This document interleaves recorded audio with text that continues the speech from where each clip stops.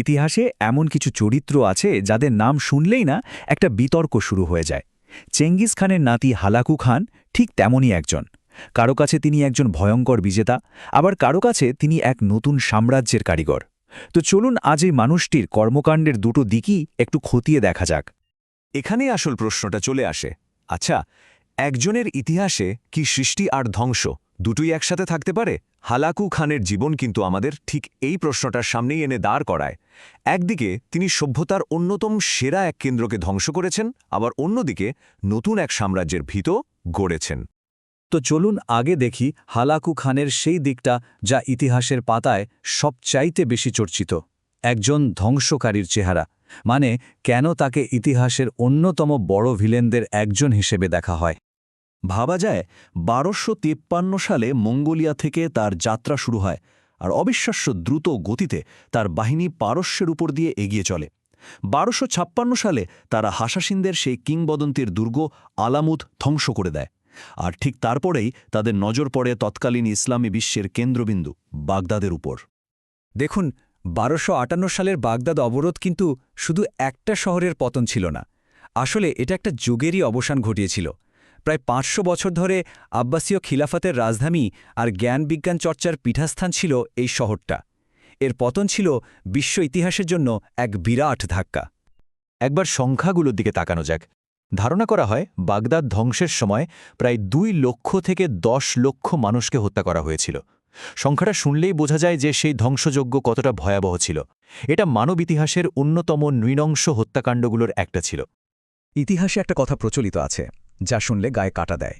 বলা হয় টাইগ্রিস নদীর পানি একদিকে পণ্ডিতদের বইয়ের কালিতে কালো, আর অন্যদিকে নিহতদের রক্তে লাল হয়ে গিয়েছিল। এটা শুধু যে অগণিত মানুষের জীবনহানির কথা বলছে তাই নয়, এটা বাগদাদের সেই বিখ্যাত হাউস অব উইজডম বা জ্ঞানগৃহ ধ্বংসের কথাও বলছে, যেখানে লক্ষ লক্ষ বই আর পাণ্ডুলিপি পুড়িয়ে ফেলা হয়েছিল। কিন্তু গল্পের শেষ এখানেই নয়, এখানে একটা বিরাট কিন্তু আছে। এটাই কি হালাকু খানের পুরো পরিচয়?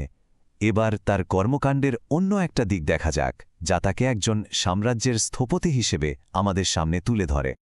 দেখুন, এই স্লাইডটা কিন্তু খুব সহজভাবে ব্যাপারটা বুঝিয়ে দিচ্ছে কিভাবে একই মানুষের পরিচয় একদিকে ধ্বংস আর অন্যদিকে নির্মাণের ওপর দাঁড়িয়ে থাকতে পারে।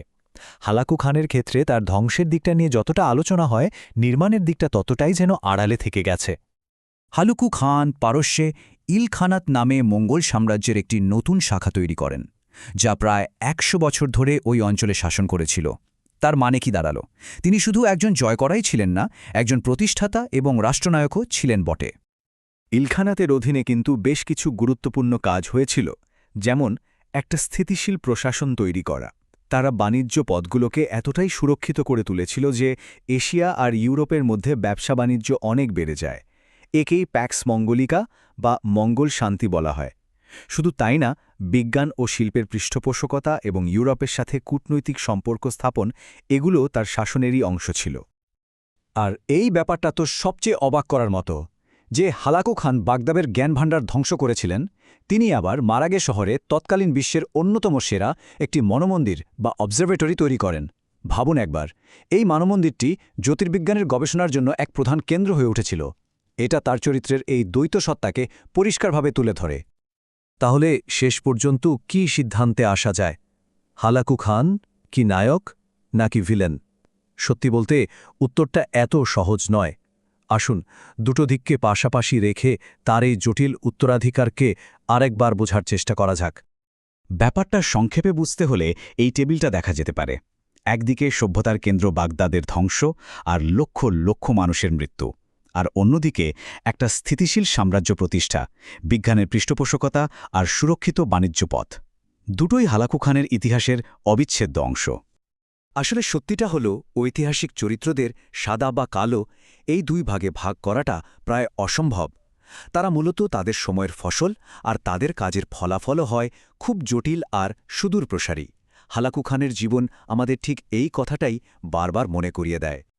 তাহলে শেষ পর্যন্ত প্রশ্নটা কিন্তু থেকেই যাচ্ছে, ইতিহাস এমন একজন নেতাকে কিভাবে বিচার করবে, যার এক হাতে বিশাল ধ্বংসযজ্ঞের ছাপ আর অন্য হাতে এক দীর্ঘস্থায়ী সৃষ্টির চিহ্ন? এর উত্তরটা হয়তো সবার কাছে একরকম হবে না।